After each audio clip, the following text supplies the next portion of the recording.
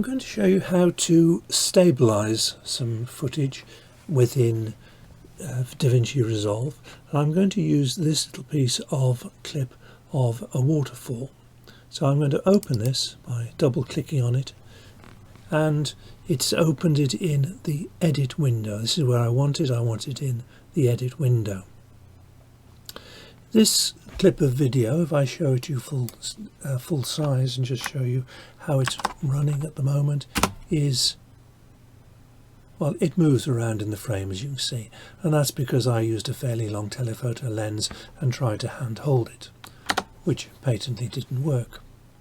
I would suggest before you get around to stabilizing your piece of video, you, if necessary, trim it down to a length that you want. So for instance, I might decide I'm going to have it to start there and I'm going to end it there, and I can move the ends in, move the start in and move the end back by simply going close to the edge of the video, and you'll notice the cursor changes, and that gives me a grip on it so that I can move this backwards and forwards.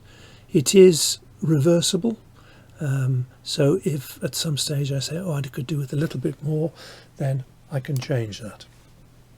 However, I've ended up with a piece of video now that I'm comfortable with, the sort of length I want.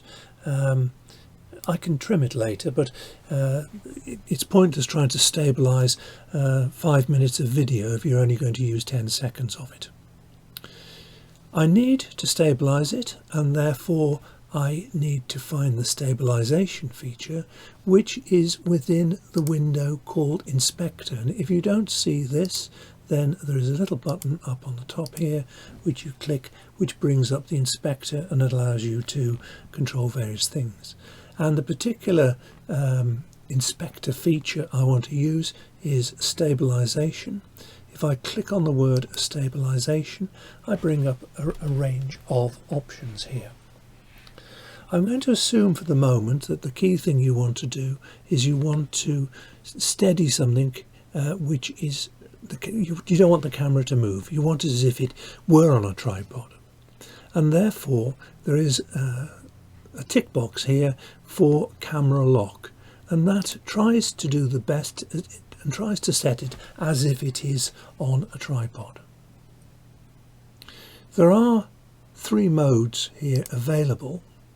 I would suggest that you leave it on perspective unless you find it doesn't work particularly well, and I'll maybe demonstrate that in a minute. So I've locked the camera, I've allowed a zoom, and this is as it stabilizes the image, little black bars will appear top and bottom as it wobbles around. The zoom will zoom out so that those black bars don't appear. So we're on perspective, we've locked the camera, we've zoomed, our clip is highlighted, we click the stabilize. And what it does is it analyzes the movement of the clip, and having analyzed it, it's now done 2 things. It has stabilized it in that hopefully it won't be moving around, and secondly, it has also zoomed it in a little bit. It's allowed for the cropping, so if I just turn the stabilization off briefly, you can see that that's the full frame, and that's where it's chopped little bits off the top and bottom and sides to allow for the frame to have wobbled up and down. Okay, so all I've done is click on stabilize. Let's go back to this clip again and have a look at your full frame and play the clip, and hopefully now you'll notice that the clip is pretty stable. One thing I do find useful in this situation is not just to run the clip, but also to run it in a loop, and this feature here allows this to run in a loop. So if I now run it, then the thing will get to the end and then loop round again. The stabilization has worked reasonably well. As you can see, when it gets to the end and gets back to the beginning, then again there's hardly any jerk apart from in the water coming down the waterfall.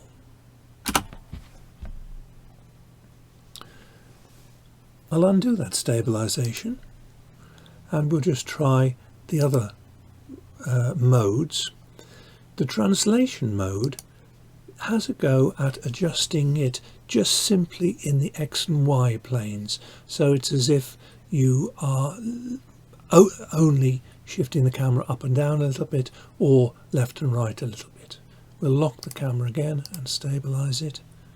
Again, it's having a go at analyzing it, and we'll have a look at that. And in fact, in this case, the translation mode has worked absolutely fine.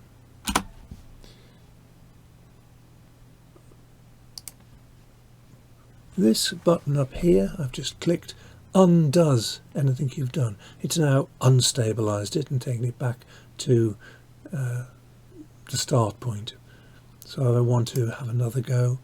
We've had a look at translation, which just affects the X and Y. Similarity works somewhat similar, but it takes into account also if you rock backwards and forwards on your heels a little bit. So let's stabilize it on that. I think it also allows for a little bit of rotational thing. Let's again look at it at full screen. And this time it's not quite as stable.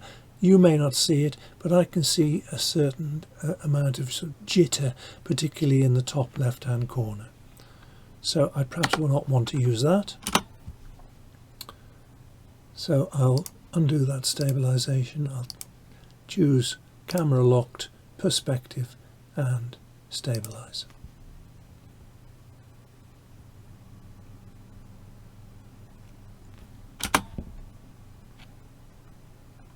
And we have a fairly stabilized image there.